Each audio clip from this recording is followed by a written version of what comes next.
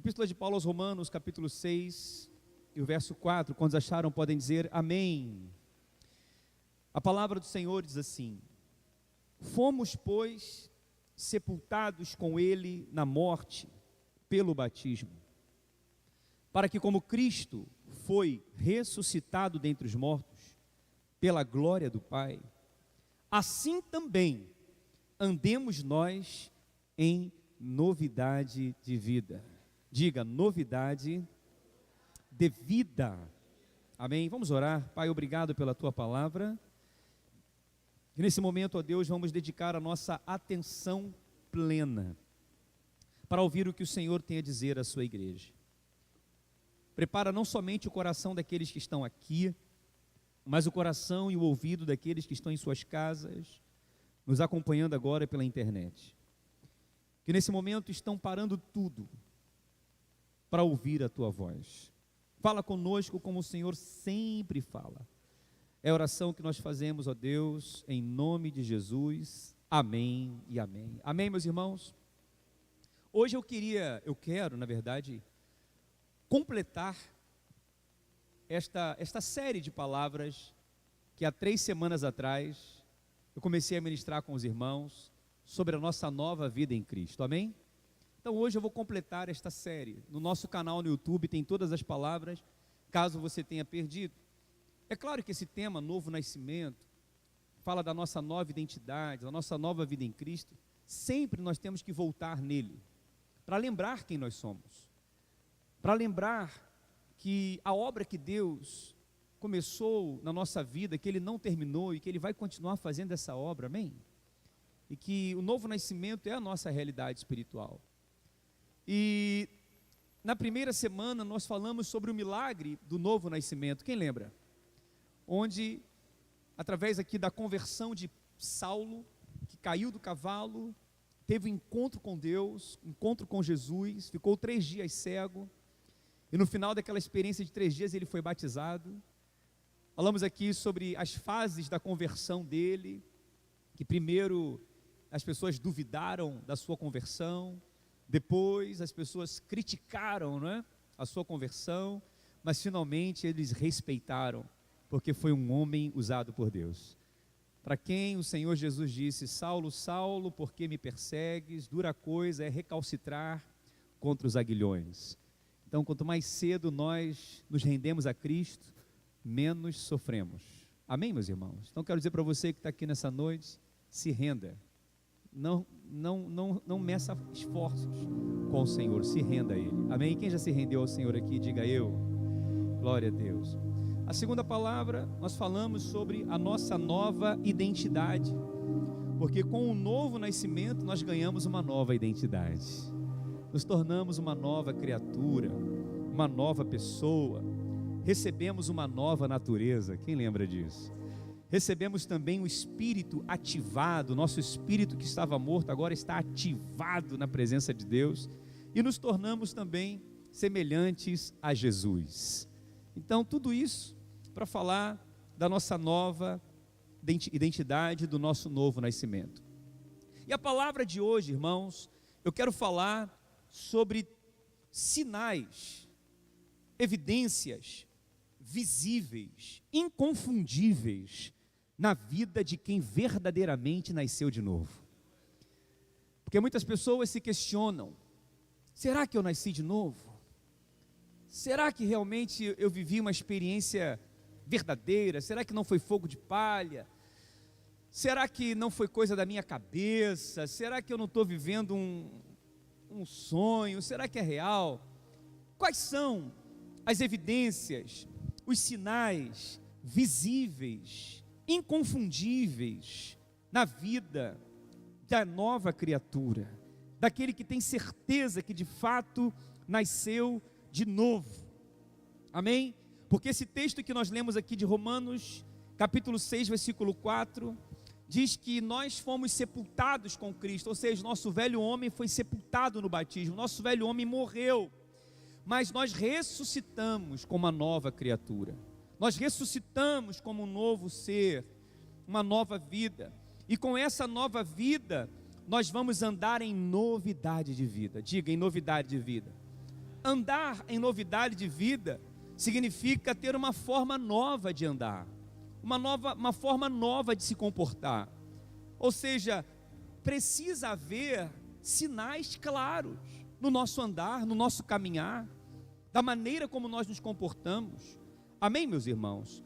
E que sinais são esses? E que evidências são essas que nós podemos enxergar na nossa vida? Em primeiro lugar, uma nova vida. O primeiro sinal de uma nova criatura, daquele que nasceu de novo, é a libertação do pecado. Diga, libertação do pecado. Diga mais forte, libertação do pecado. Aleluia. Olha o que diz em 1 João, capítulo 3, e o versículo 9. 1 João, capítulo 3, versículo 9. Todo aquele que é nascido de Deus não permanece ou não vive, na minha versão diz, não vive na prática do pecado. Veja, quem é nascido de Deus é quem nasceu de novo, quem é uma nova criatura, logo esse não vive na prática do pecado. Pois o que permanece nele, até falei sobre isso aqui hoje na aula, é a divina semente. Ora, esse não pode viver pecando, porque é nascido de Deus. Aleluia! Então quem é nascido de Deus, quem nasceu de novo, quem recebeu uma nova natureza, não é mais escravo do pecado. Não é mais escravo do pecado. Antes, a velha natureza, o velho homem, era escravo do pecado. Ou seja, nós não conseguíamos deixar de pecar. É verdade ou não é, meus irmãos? Antes, nós vivíamos na prática do pecado. Estávamos presos ao pecado. Ou seja, nós não conseguíamos deixar de pecar. Não é verdade? Mas, quando Cristo entrou em nós, quando a nova vida entrou em nós, nós passamos a ter uma nova natureza. E é com essa nova natureza que nós conseguimos vencer o pecado. Por isso nós não vivemos mais na prática do pecado.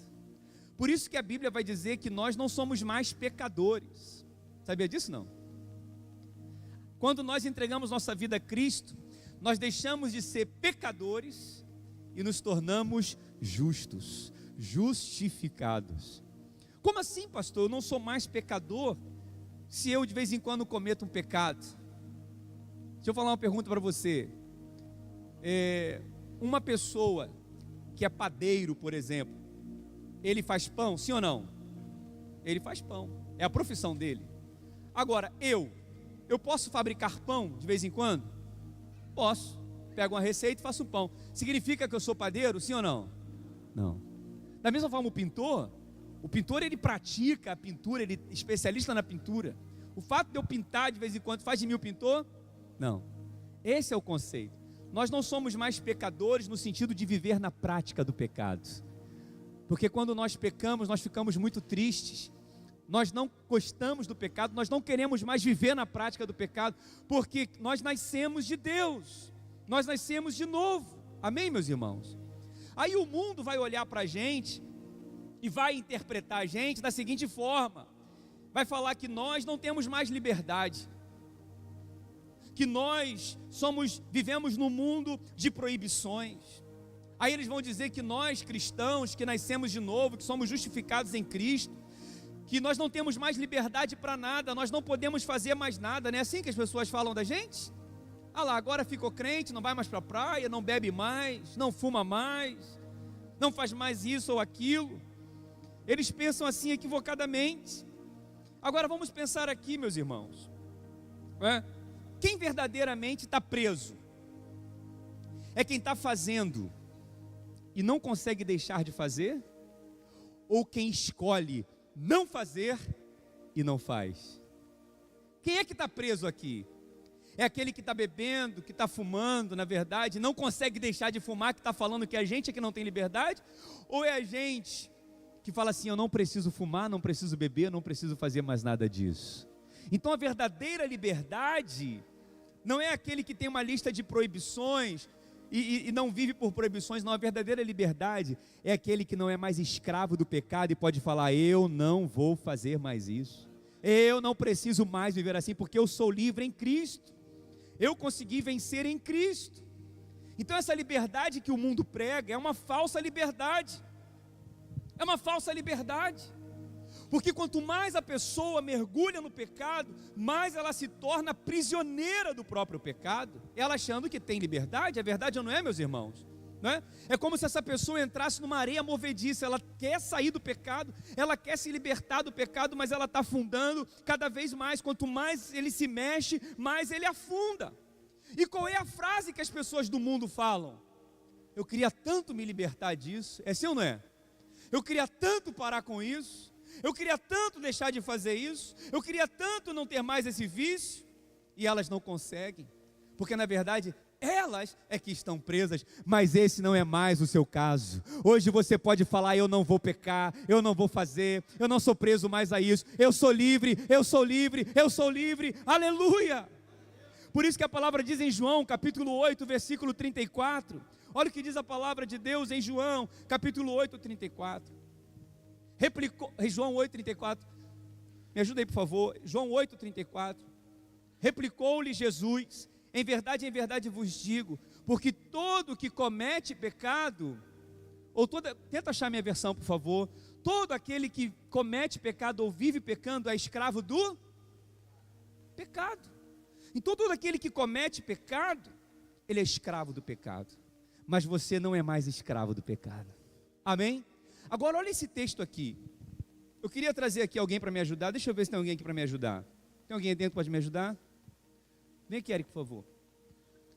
Eu quero usar aqui o primeiro elemento dessa ilustração, que é esse fitilho. Tenta simbolar para mim, Eric. Eu comprei um barbante, mas acabei não sabendo onde coloquei, então vou usar esse fitilho como exemplo. Tenta desembolar aí. Ok. Já soltou pipa? Você é fera mesmo? Gostei. Olha lá. Então, pessoal, olha o que aquele texto está dizendo.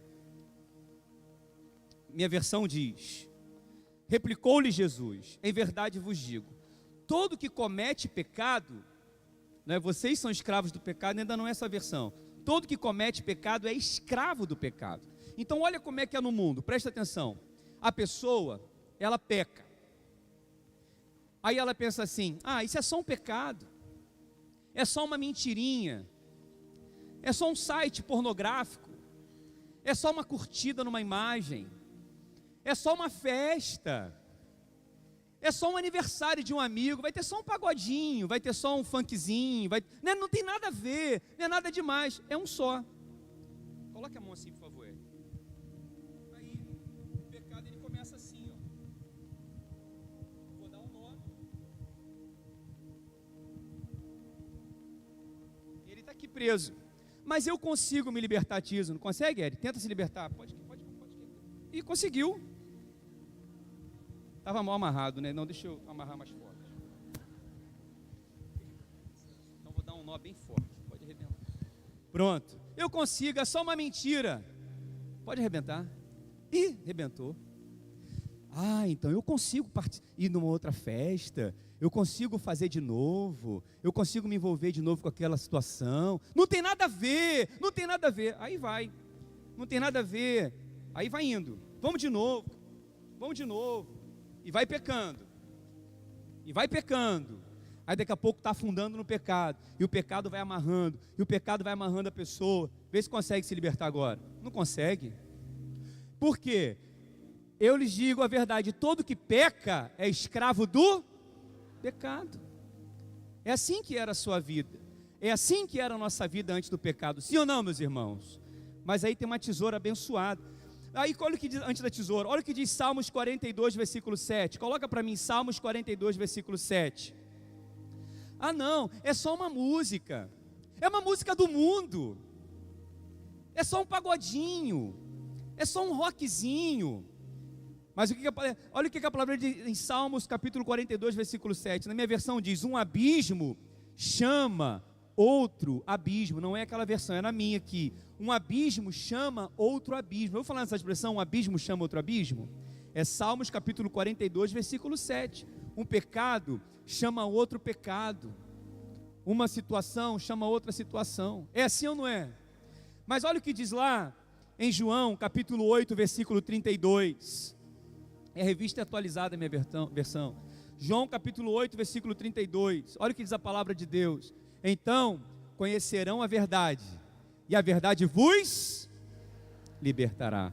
E olha o que diz João capítulo 8, versículo 36. Versículo 36. João 8, 36. Portanto, se o Filho vos libertar, verdadeiramente vocês são livres. Aí você entrega a sua vida a Jesus, nasce de novo, e aquilo que você não conseguia, Jesus te livra e te liberta da escravidão do pecado. Você pode aplaudir ao Senhor. Jesus, obrigado, Érico. Porque você nasceu de novo. Nasceu de novo. Então você não é mais escravo do pecado. Você tem uma nova natureza. Antes, nós éramos porcos. O porco gosta de lugar sujo. O porco gosta de tomar banho na lama. O porco gosta de comer lavagem. O porco gosta de comer resto de comida. Mas hoje, nós não somos mais porcos, nós somos ovelhas. Recebemos uma nova natureza. Nós gostamos de pastos verdejantes, de águas limpas, de águas tranquilas. Não comemos qualquer comida. Quem está entendendo o que eu estou dizendo? Nós temos uma nova natureza. Sabe o que significa isso, irmão? Presta atenção. Uma pessoa que tem uma natureza organizada, uma pessoa que gosta de limpeza, uma pessoa que gosta de organização, ele se sente bem num lugar sujo? Ele se sente bem num lugar bagunçado?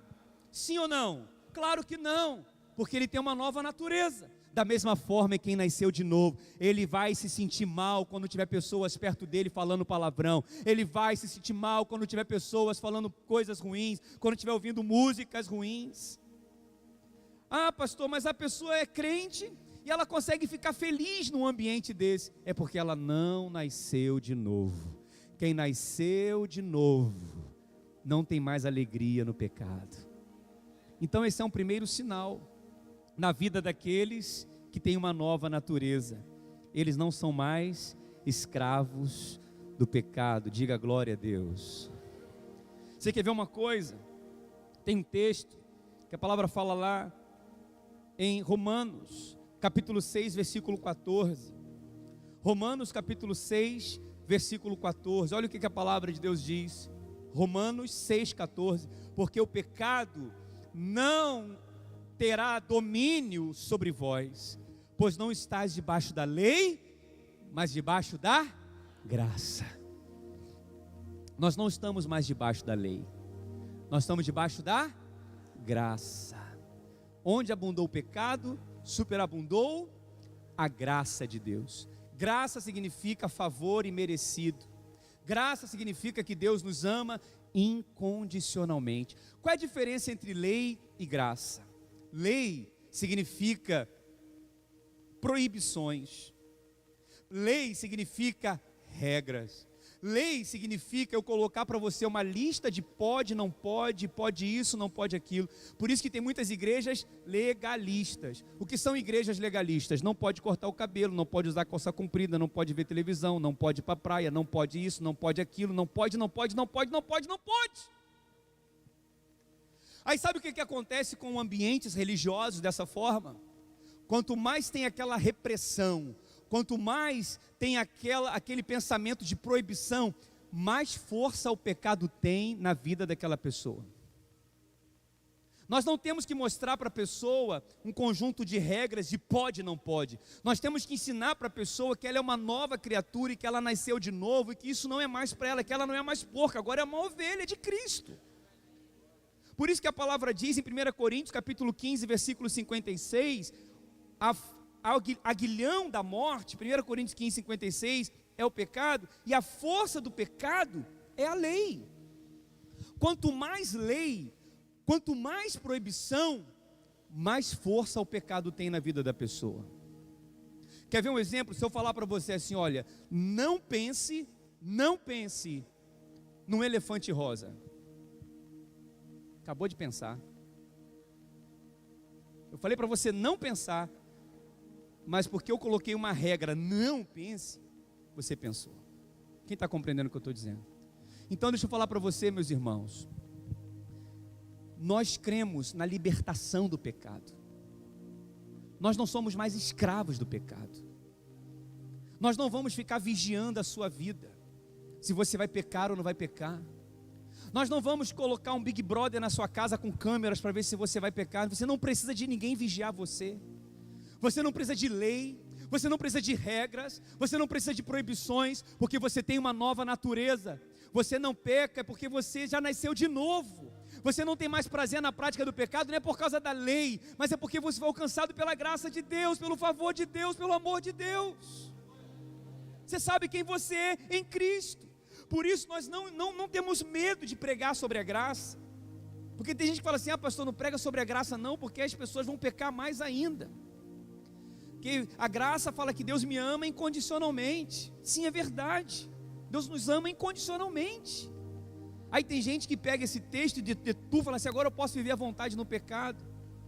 Não consegue, porque tem uma nova natureza. Quem está compreendendo o que eu estou dizendo? Você sabe? Então essa é a primeira marca, essa é a primeira evidência na vida daqueles que nasceram de novo. A palavra diz lá em Romanos, capítulo 6. Olha o que diz Romanos, capítulo 6, versículo 1. Olha o que diz, para eu terminar eu quero ler esse texto. Que diremos, pois? Permaneceremos no pecado, para que seja a graça mais abundante? De modo nenhum. Como viveremos ainda no pecado, nós que para ele morremos? Ou porventura ignorais que todos nós que fomos batizados em Cristo Jesus, fomos batizados na sua morte? Fomos, pois, sepultados com ele, na semelhança da sua morte, certamente o seremos também na semelhança da sua ressurreição. Sabendo isto, que foi crucificado com ele o nosso velho homem, para que o corpo do pecado seja destruído, e não sirvamos o pecado como escravos. Bom, se eu fosse você, dava glória a Deus, dava aleluia, porque essa aqui está falando da nossa vida, da nossa história. Aleluia. Ora, se já morremos com Cristo, cremos também que com ele viveremos, sabedores de que havendo Cristo ressuscitado entre os mortos, já não morre a morte, já não tem domínio sobre eles.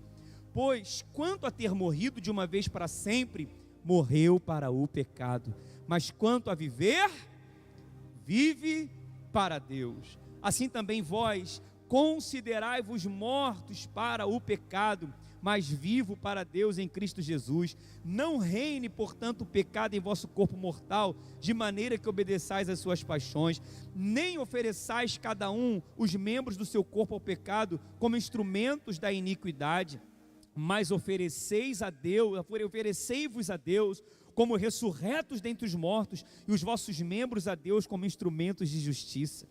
Porque o pecado não terá domínio sobre vós, pois não estáis debaixo da lei, e sim debaixo da graça. Diga glória a Deus, aleluia.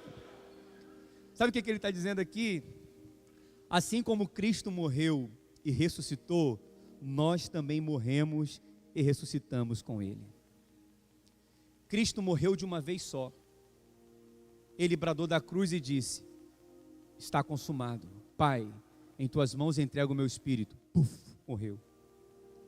E quando ele ressuscitou de uma vez só também.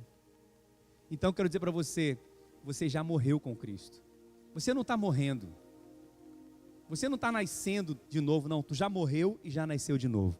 Isso já é um fato, já é uma realidade. Isso não aconteceu aos poucos com Cristo. E nem aconteceu aos poucos com você. Isso aconteceu no momento que você entregou sua vida para Jesus. Você morreu e ressuscitou com Cristo. E você não é mais escravo do pecado. Diga glória a Deus. Diga, eu não sou mais escravo do pecado. Diga, eu tenho uma nova identidade, uma nova natureza.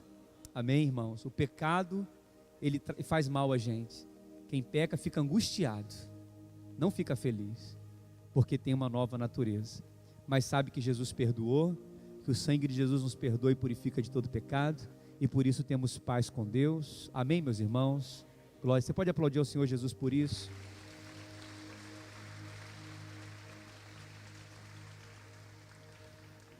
Glória a Deus. Isso vai se evidenciar muito as pessoas que converteram agora recentemente, né? Quando vocês passarem pelas provas e pelos testes dos convites dos amigos do passado, e antes, quando vocês não conseguiam dizer não, hoje vocês vão ver no próximo convite, vocês vão falar: não, não quero isso mais para mim. É porque você não é mais escravo do pecado. Amém? Esse é o primeiro sinal. Qual é o primeiro sinal? Significa a libertação do pecado. Diga: libertação do pecado. O segundo sinal evidente, claro, visível, na vida de quem nasceu de novo, dessa nova identidade, é a facilidade de perdoar. Diga: facilidade de perdoar. Uau! E aí, será que a gente passa nesse teste? Facilidade de perdoar. Se existe algo, presta atenção, natural, que se torna natural na vida de qualquer pessoa que nasceu de novo, é a capacidade de perdoar os seus ofensores. Amém? E sabe quando eu digo assim, capacidade de perdoar, não é? Isso é uma afirmação muito séria, porque somente os filhos de Deus são capazes de perdoar de verdade. Somente quem nasceu de novo, quem é filho de Deus, consegue perdoar de verdade. Eu vou explicar por quê. E quando eu digo perdoar aqui, eu não estou falando perdoar só o pai e a mãe, perdoar só o esposo, a esposa, perdoar só o filho. Não, é fácil perdoar, porque você ama seu pai, ama sua mãe, é ou não é? Ama seu esposo, sua esposa, ama seus filhos. É fácil perdoar quem você ama.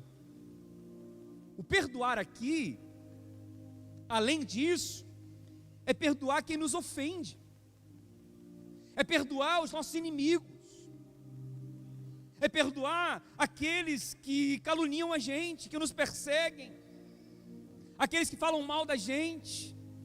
É esse tipo de perdão, não é? E sabe por que somente nós, filhos de Deus, conseguimos perdoar? Porque só consegue perdoar quem verdadeiramente sabe que foi perdoado. Eu vou repetir: só consegue perdoar quem verdadeiramente sabe que foi perdoado. É verdade ou não é? Todos nós éramos escravos do pecado. Amém? Estávamos presos no pecado, mas o Senhor nos perdoou. Ele poderia ter nos mandado para o inferno, Ele poderia ter nos punido severamente, mas Ele nos perdoou e nos libertou. Porque não somente o pecado aprisiona, mas a mágoa também aprisiona, o ódio também aprisiona. E a mágoa é um sentimento na vida daqueles que não conseguem perdoar. Mas aqueles que sabem que foram perdoados, eles não guardam mágoa de ninguém. Eles conseguem perdoar. E somente os filhos de Deus sabem que foram perdoados. Tem um texto do Evangelho de Mateus, capítulo 18, versículo 21. Presta atenção nesse texto. Evangelho de Mateus, capítulo 18, versículo 21. A palavra diz assim: então Pedro, aproximando-se-lhe, perguntou: Senhor, até quantas vezes meu irmão pecará contra mim, que eu lhe perdoe? Até 7 vezes? Respondeu-lhe Jesus: não te digo que até 7 vezes, mas até 70 vezes 7. Uau! Aí ele vai explicar: como assim, Senhor? Como que eu vou perdoar o meu irmão 70 vezes 7? Já é difícil perdoar uma, imagina perdoar 490 vezes. Aí o Senhor vai usar uma parábola. Olha o que diz o versículo 23. Por isso, O reino dos céus pode comparar-se a um certo rei que quis fazer contas com os seus servos, e começando a fazer contas, foi-lhe apresentado um que devia 10.000 talentos, e não teve ele com que pagar. O seu senhor mandou que ele, sua mulher e seus filhos fossem vendidos como tudo quanto tinha, para que a dívida se lhe pagasse. Então aquele servo, prostrando-se, o reverenciava, dizendo: Senhor, seja generoso para comigo, e tudo te pagarei. Então o senhor daquele servo, movido de íntima compaixão, soltou-o e perdoou-lhe a dívida. Saindo, porém, aquele servo, encontrou um dos seus conservos, que lhe devia 100 dinheiros, e lançando mão dele, sufocava-o, dizendo: paga-me o que me deves. Então o seu companheiro, prostrando-se aos seus pés, rogava-lhe, dizendo: seja generoso para comigo, e tudo te pagarei. Ele, porém, não quis. Antes foi encerrá-lo na prisão até que se pagasse a dívida. Vendo, pois, os seus conservos que acontecia, contristaram-se muito e foram declarar ao seu senhor tudo o que se passara. Então o seu senhor, chamando-o à sua presença, disse-lhe: servo malvado, perdoei-te toda aquela dívida, porque me suplicaste. Não devias tu igualmente ter compaixão do teu companheiro, como eu também tive misericórdia de ti? E indignado, o seu senhor o entregou aos atormentadores, até que pagasse tudo o que devia. Assim vos fará também meu Pai Celestial, se de coração não perdoardes cada um a seu irmão as suas ofensas. Irmãos, esse aqui é um dos textos mais impactantes para mim. Um homem devia 100 milhões, imagina, de reais a um rei, não tinha como pagar. O rei mandou então os servos prenderem esse homem, mas ele implorou ao rei, de joelhos, e o rei perdoou a dívida daquele homem, 100 milhões. Só que esse homem tinha um conservo, que estava devendo a ele 100 reais. Aquele que foi perdoado de 100 milhões, não conseguiu perdoar um que devia a ele 100 reais. Ele sufocou ele, apertou o pescoço dele e falou: tu vai me pagar centavo por centavo, e eu vou te prender. Tipo assim, se tu não me pagar, eu vou te matar. Os servos daquele rei foram falar para o rei: olha, rei, lembra daquele servo que o senhor perdoou a dívida de 100 milhões? Ele agora prendeu aquele irmãozinho que está devendo 100 reais a ele. Ele: o quê? Como que ele fez isso, se eu perdoei ele? Como agora ele se acha no direito de não perdoar o outro? Ele foi lá então, prendeu aquele homem para ele aprender a lição, e ensina para aquele discípulo que perguntou: até quando tenho que perdoar meus irmãos? Até 70 vezes 7. Ele diz assim: olha, assim vos fará também o vosso Pai Celestial, se do coração não perdoardes cada um seu irmão as suas ofensas. Então veja, irmão, ele fala aqui de irmão. Irmãos são filhos do mesmo pai. Filhos do mesmo pai nasceram de novo. Quem nasceu de novo consegue perdoar. Quem sabe o que é ser perdoado, quem sabe a dívida que tinha, mas foi perdoado, consegue perdoar. Por que aquele primeiro servo não conseguiu perdoar o segundo? Porque ele achava que o seu perdão foi merecido. Não, eu mereço o perdão, eu sou melhor do que ele. Quem crê assim, nunca nasceu de novo. Quem está entendendo o que eu estou dizendo? Então, irmãos, o perdão, perdoar, é uma evidência. E sabe quando que nós vamos ser testados nessa área do perdão? Sempre. Hoje um irmão pode ofender você, mas amanhã pode ser outro, e depois pode ser outro, e depois pode ser outro, depois pode ser outro. Mas quem nasceu de novo, ele chega ao ponto que ele nem se ofende mais.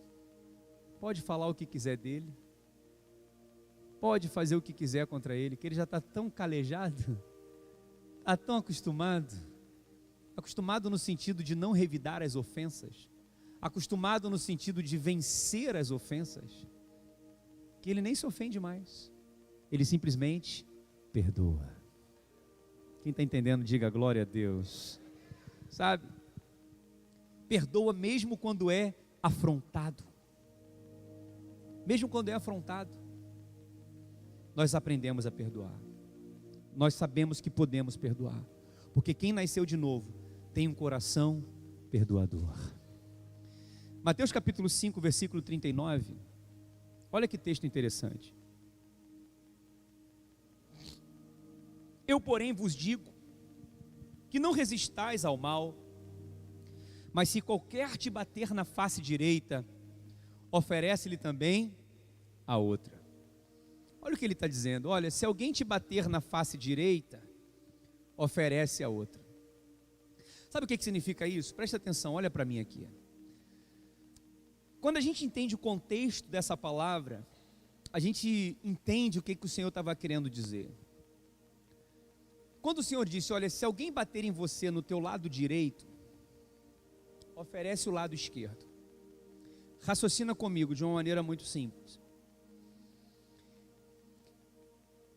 Quem bate no lado direito do rosto da pessoa, amém?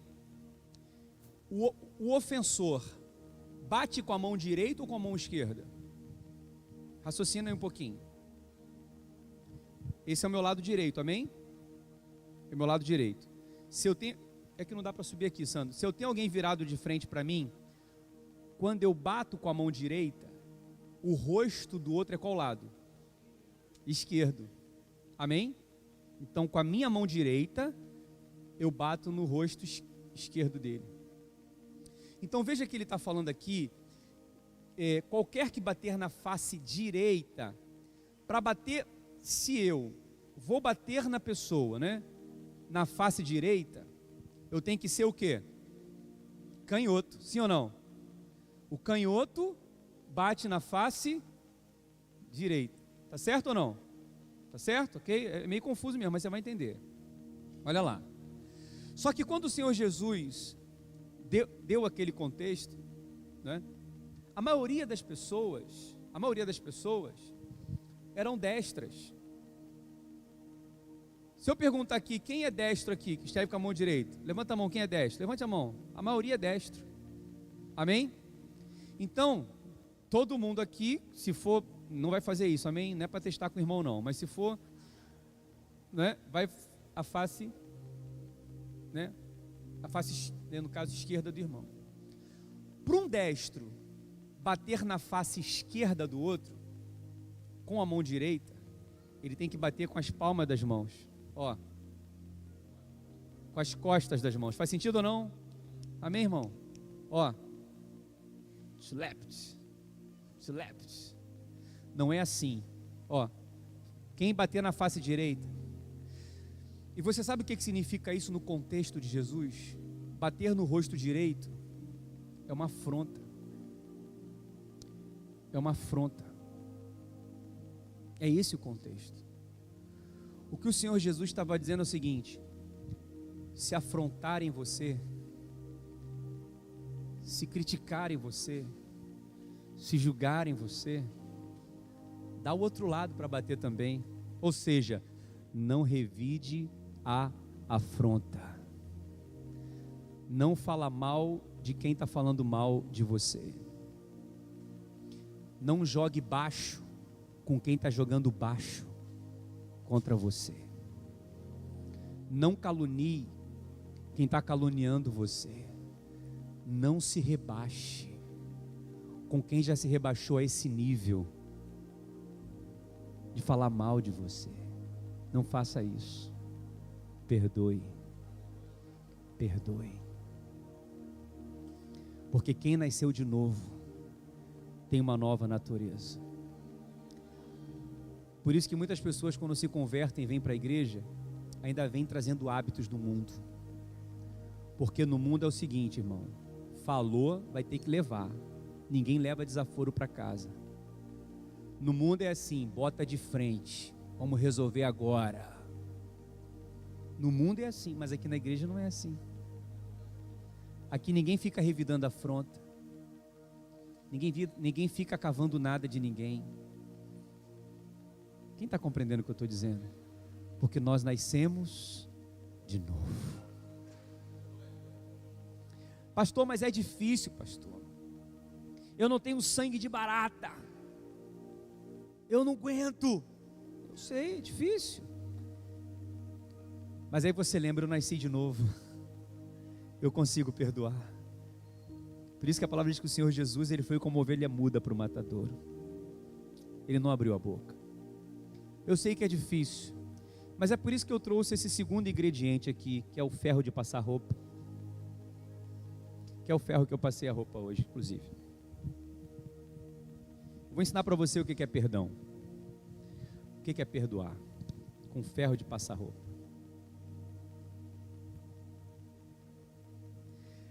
Perdão é assim. Quando uma pessoa te ofende, é difícil esquecer. Não é fácil esquecer. Na hora que a pessoa fala, na hora que você descobre que alguém falou, na hora que você fica nervoso, você é igual um ferro ligado numa tomada. Fica pegando fogo. Fica quente. Se fizer assim, ó, é na hora do calor das emoções. É assim ou não é, meus irmãos? Se deixar, sai dando ferrada na frente de todo mundo, queimando todo mundo. É assim ou não é? E tem gente que fica queimando os outros, não é? Mas aí você decide perdoar. Aí tá bom, não quero mais alimentar isso. Eu te pergunto, o ferro fica frio rapidinho, não? Hã? É depois de um tempo que o ferro vai esfriando, não é? Perdão é assim. Tira da tomada. Quando vai passar o tempo, ele vai esfriando. Ele vai esfriando. Tem gente que esfria rápido. Tem gente que demora mais a esfriar. É verdade ou não é? Mas quando a gente esfria, a gente consegue conversar com o outro. A gente consegue perdoar o outro. A gente consegue conversar o outro sem queimar o outro. A gente consegue se aproximar do outro sem machucar o outro. Porque a gente está desligado da tomada. Quem está entendendo o que eu estou dizendo? Por isso que eu trouxe esse ferro aqui para te ensinar. Você já desligou da tomada. Você já nasceu de novo. Você é uma nova criatura. Esfria a cabeça. Esfria o coração. Para de ficar pensando nisso. Para de querer ficar sabendo o que os outros estão falando. Você só está ligando de novo na tomada. Para de querer alimentar esses sentimentos. Está fazendo mal a você. Perdoa. Você pode perdoar. Você consegue perdoar. Você é muito melhor do que isso. Você não precisa se rebaixar a esse nível. Abra mão. Não fale mais nisso. Deixe isso para lá. Vira a página. E quando tiver tudo esfriado, vai lá, abraça o irmão. Conversa com o irmão. Perdoa o irmão. Porque isso é uma marca na vida de quem nasceu de novo.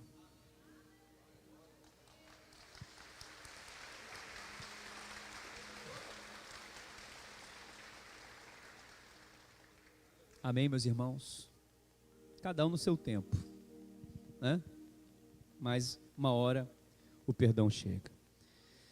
Então perdoar não é você esquecer, mas é você não ficar quente, não ficar se lembrando toda hora. É perdoar. E você acaba deixando.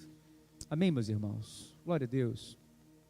E só quem foi perdoado por Deus é que consegue perdoar. Só quem sabe a dívida que tinha com Deus, que foi paga na cruz, consegue perdoar a dívida dos seus irmãos.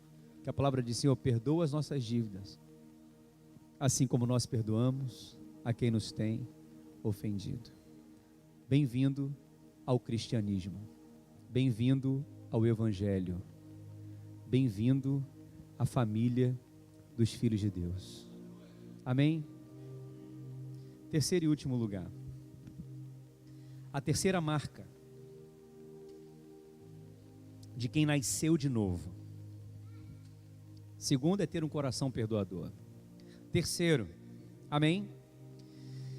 A terceira marca e última marca é generosidade. Diga generosidade. Diga mais forte, generosidade. Você sabe que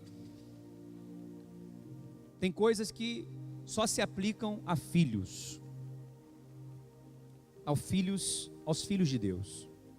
E uma delas é o fato e a capacidade de ser generoso, de ofertar. Amém? Eu vou explicar por quê, preste atenção. Porque o ímpio, aquele que não nasceu de novo, porque quem não nasceu de novo está na prática do pecado, amém ou não? É escravo do pecado, sim ou não? Quem não nasceu de novo está sempre debaixo de culpa, está sempre debaixo de condenação. Aprontei, não consigo deixar de aprontar, é o que o ímpio pensa, amém?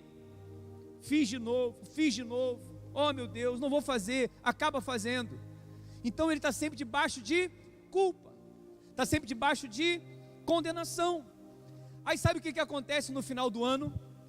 Essa pessoa que aprontou o ano inteiro, que pecou o ano inteiro, que falou que ia parar e não parou, e cada vez está fazendo mais, chega no final do ano, o que ele pensa? Vou preparar umas cestas básicas, vou levar no orfanato, vou pegar roupas, vou dar para as pessoas, vou fazer uma generosidade. Mas por que essas pessoas fazem isso? É uma forma delas se sentirem perdoadas por Deus. É uma forma que essas pessoas têm de se sentirem aliviadas na sua consciência. Então o que elas estão fazendo não é por amor ao próximo, é por desencargo de consciência. Elas querem pagar os seus pecados com obras, e embute ali também receber as bênçãos, porque o único jeito é abençoando. Então quem já teve esse pensamento, irmão? Não é assim?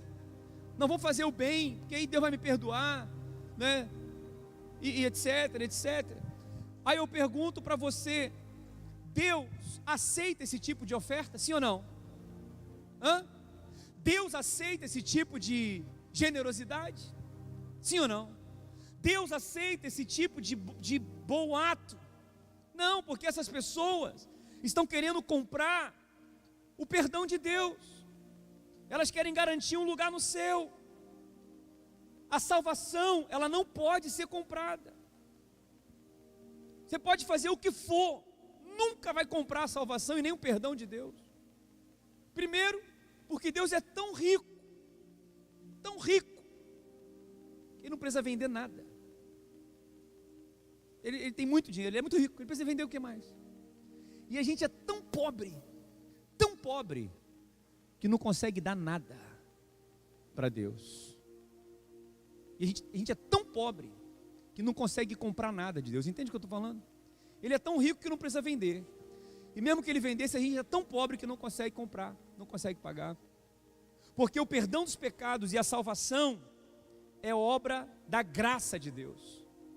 É um favor que nós não merecemos. Efésios capítulo 2, versículo 8, olha o que diz a palavra de Deus. Efésios capítulo 2, versículo 8 e 9. Porque, Efésios 2, 8 e 9.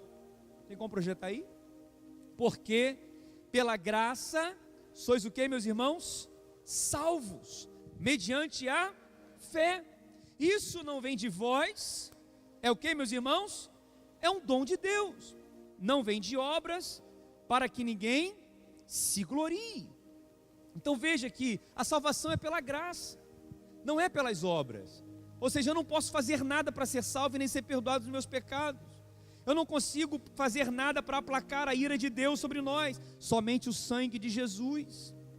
E ainda mais, Colossenses capítulo 2, versículo 14, olha o que diz Colossenses, capítulo 2, verso 14, olha o que a palavra de Deus diz, Colossenses 2, 14, tendo cancelado o escrito de dívida, que era contra nós, e que constava de ordenanças, o qual nos era contrário, removeu inteiramente, cravando na cruz.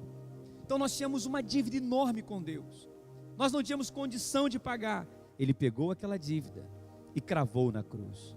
E quem são esses quem ele perdoou e que receberam esse perdão? Os filhos de Deus. Diga, eu sou filho de Deus. Então quem é filho de Deus agora tem um coração grato. O que é um coração grato, minha gente? Senhor, eu te agradeço porque agora eu era para estar no inferno, agora eu era para estar morto, agora eu era para estar perdido, agora eu era para não ter mais nada, mas o Senhor me alcançou, o Senhor me perdoou, o Senhor me libertou do pecado, o Senhor me libertou da mágoa, o Senhor me libertou dos vícios, e eu não fiz nada para isso, eu só acreditei, e por acreditar eu estou aqui hoje. Senhor, não tem nada que eu possa pagar, não tem nada que eu possa dar, que vai comprar o que o Senhor já fez por mim na cruz. Então, Senhor, eu te agradeço, porque eu tenho um coração grato. Agora eu consigo ofertar a Deus, agora eu consigo entregar meu dízimo para Deus, agora eu consigo ser generoso para a casa de Deus. Aí eu te pergunto, Deus recebe essa oferta? Deus recebe esse dízimo? Deus recebe essa generosidade, sim ou não? Recebe, sabe por quê? Porque nós não estamos comprando nada de Deus, nós não estamos barganhando nada com Deus, nós só estamos agradecendo o que Ele fez por nós. Por isso, irmãos, que quem nasceu de novo, ele consegue ofertar. Quem nasceu de novo, ele tem um coração que reconhece a bênção de Deus. Quem nasceu de novo sabe quem era e sabe quem é hoje. Agora o ímpio que não nasceu de novo, ele não consegue dar nada para Deus. O ímpio que não nasceu de novo, o máximo que ele consegue é fazer uma boa ação para se sentir perdoado, mas ele não consegue ofertar, ele não consegue investir na casa de Deus. Sabe por quê? Porque ele não tem essa natureza de filho, ele não sabe o quanto ele foi perdoado por Deus, ele não sabe que ele é pecador e precisa desse perdão como nós um dia precisamos. Quem está entendendo o que eu estou dizendo, meus irmãos? E o pior, um crente que não consegue ser generoso, um cristão que não consegue entregar o seu dízimo, um cristão que não consegue ofertar na obra de Deus, é uma pessoa que está passando uma mensagem. E que mensagem é essa? Eu vou fazer para quê? Para que eu vou fazer para Deus? Para que eu vou fazer para a obra de Deus? Deus ainda faz muito pouco para mim, eu quero mais, e me dá mais, Deus, porque eu não vou dar nada para o Senhor, me dá mais, porque o Senhor não merece nada, a obra não merece nada. Quem é filho não consegue pensar assim. Quem é filho e nasceu de novo quer dar cada vez mais, quer abençoar cada vez mais, quer dizimar cada vez mais, quer honrar mais o Senhor cada vez mais, porque tem um novo coração. Diga glória a Deus, irmão. Sabe que estava indo para o inferno, mas Jesus salvou. Tinha uma dívida impagável, mas o Senhor perdoou. Estava perdido, mas foi encontrado. Era escravo, mas o Senhor libertou e resgatou. Por isso que a palavra diz, irmão, 2 Coríntios capítulo 9, versículo 6. Olha o que diz 2 Coríntios capítulo 9, versículo 6.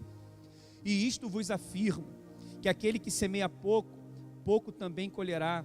E quem semeia com fartura, com abundância também colherá. E sabe o que ele diz aqui em 1 Coríntios 3,13? Glória a Deus, aleluia. 2 Coríntios 9,7, olha o que diz 2 Coríntios 9,7. 2 Coríntios capítulo 9, versículo 7. Cada um contribua segundo tiver proposto no seu coração, não com tristeza ou por necessidade, porque Deus ama quem dá com alegria. Então, quem dá com alegria, quem é generoso e oferta com alegria, está dando porque reconhece e tem gratidão ao que Deus já fez na sua vida. Agora tem muitos pastores, tem muitos pregadores que falam assim: olha, se você não der o teu dízimo na igreja, você vai dar na farmácia. Se você não der o teu dízimo na casa de Deus, você vai dar para o mecânico. Se você não der seu dízimo aqui, você vai dar para o devorador. Aí o que a pessoa faz? Meu Deus, eu não quero dar para o mecânico não, e nem quero ficar doente, e nem quero bater com o carro. Eu vou dar o meu dízimo, eu vou dar a minha oferta, com medo. Ninguém pode, se essa é a motivação da pessoa, dar com medo, Deus não recebe. Está dando com constrangimento, está dando por obrigação, não está dando com alegria. Agora tu sabe quem dá com alegria? é quem olha para trás e vê o que Jesus já fez na sua vida e fala: Senhor, isso que eu estou dando é tão pouco quanto o Senhor já deu, isso aqui não é nada, se eu pudesse eu dava muito mais, e eu dou com alegria, e Deus recebe aquele que dá com alegria. E outra coisa, essa semeadura na obra de Deus, na casa de Deus, tem que ser movido por amor. Não adianta dar por dar. A pessoa que está lá fora fazendo a boa ação, não está fazendo porque ama, está fazendo para ficar com a consciência aliviada. É verdade ou não é? E Deus não recebe nada do que nós não fazemos por amor. Olha o que diz 1 Coríntios capítulo 13, versículo 3, irmãos. 1 Coríntios capítulo 13, versículo 3. Olha o que diz a palavra de Deus: ainda que eu distribua todos os meus bens entre os pobres, ainda que entregue o meu próprio corpo para ser queimado, se não tiver amor, nada disso me aproveitará. Então sabe por que nós ofertamos? Primeiro, porque nós nascemos de novo e temos uma nova natureza, uma natureza grata, sim ou não? Por isso que a pessoa, quando se converte, ele passa a ser dizimista. Ele não era, criticava o dízimo, criticava a igreja, criticava os pastores, mas depois que ele se converte, fala: o quê? Eu quero ser um dizimista fiel na casa de Deus, que isso aqui ainda é pouco distante que tudo que Deus fez por mim. É isso que funciona. Na mente da pessoa, no coração da pessoa, esse é o sentimento verdadeiro. Mas mais do que isso e além disso, sabe por que a pessoa oferta e a pessoa entrega o seu dízimo com generosidade? Porque ele ama a Deus. Amarás o Senhor teu Deus acima de todas as coisas. Porque ele ama a obra de Deus. Porque ele ama a casa de Deus. Porque ele ama a mensagem do Evangelho. Então ele tem alegria de servir ao Senhor. Ele tem alegria de ser uma coluna financeira na obra de Deus. Ele tem alegria em sustentar a obra de Deus, porque ele ama a casa de Deus. Davi disse: porque eu amo a casa do meu Deus, darei o meu melhor ouro, a minha melhor prata, a minha melhor oferta, o meu melhor dízimo, a minha melhor contribuição, porque eu amo a obra de Deus, a casa de Deus, a palavra de Deus. Aí sabe o que eu acho lindo no Evangelho? É cada um contribua segundo o propósito do seu coração. Sabe por que ele fala que é cada um? Porque não são todos que têm o mesmo sentimento, não são todos que têm o mesmo coração. Enquanto tem uns que dão muito, tem uns que poderiam dar e não dão nada. Enquanto tem muitos que não têm nada, mas eles dão a oferta da viúva pobre, dão o máximo que tem. Por isso que é cada um. Eu quero perguntar para você, meu irmão, como que é o seu coração para a obra de Deus? Você tem a mesma alegria de comprar uma roupa de 300, 400 reais? E você tem a mesma alegria de dar 300, 400 reais na obra de Deus? Você tem alegria em generosidade, em gastar tanto dinheiro lá fora? E você tem a mesma alegria em investir no reino de Deus?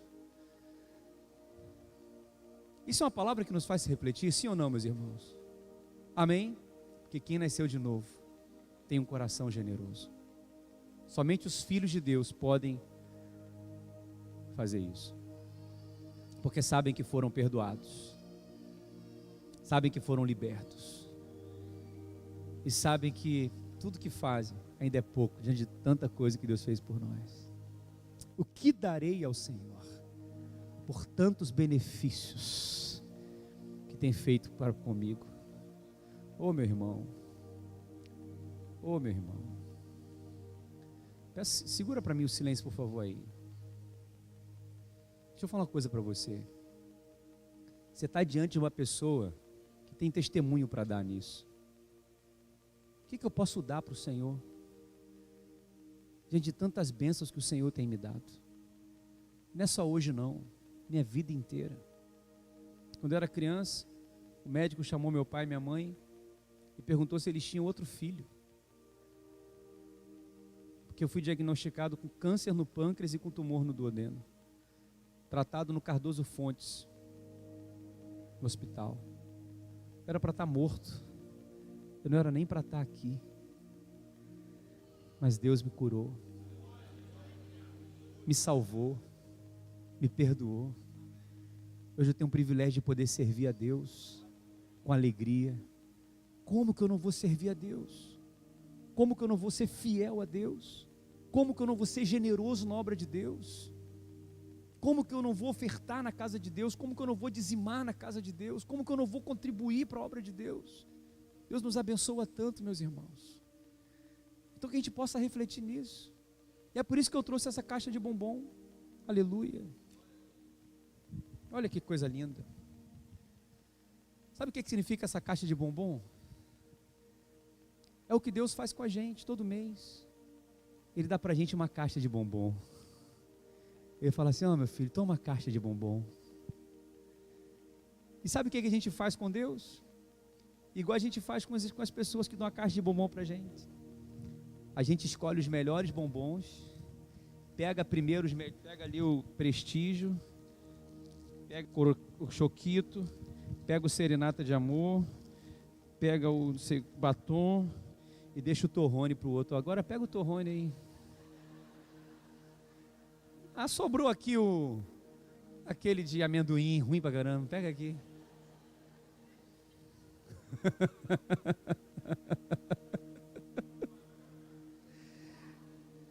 E é isso que muitas vezes, eu não faço não, mas muitas vezes muitas pessoas fazem isso para Deus. Deus dá a caixa de bombom, Ele pega tudo e o que sobra, o que resta, e se sobrar, Ele dá o pior para Deus. O certo seria, o Sandro me deu a caixa de bombom, pô Sandro, você me deu a caixa de bombom, escolhe os melhores bombons aí, cara, você me deu a caixa, escolhe o que você quiser, já ganhei, já estou no lucro. Aí eu deixo o Sandro escolher, aí ele vai e me dá, ainda deixa tudo com a gente. Deus falou, ó, 10% é meu, são os melhores, é a melhor parte, os 90% é seu. Por isso que no Antigo Testamento, o sacrifício para Deus não poderia ser cordeiro com perna quebrada, com doença, com mancha. Tinha que ser sem defeito, tinha que ser o melhor.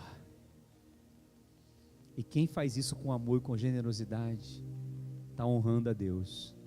E quem honra a Deus, a palavra diz, aqueles que me honram, eu o honrarei, diz o Senhor.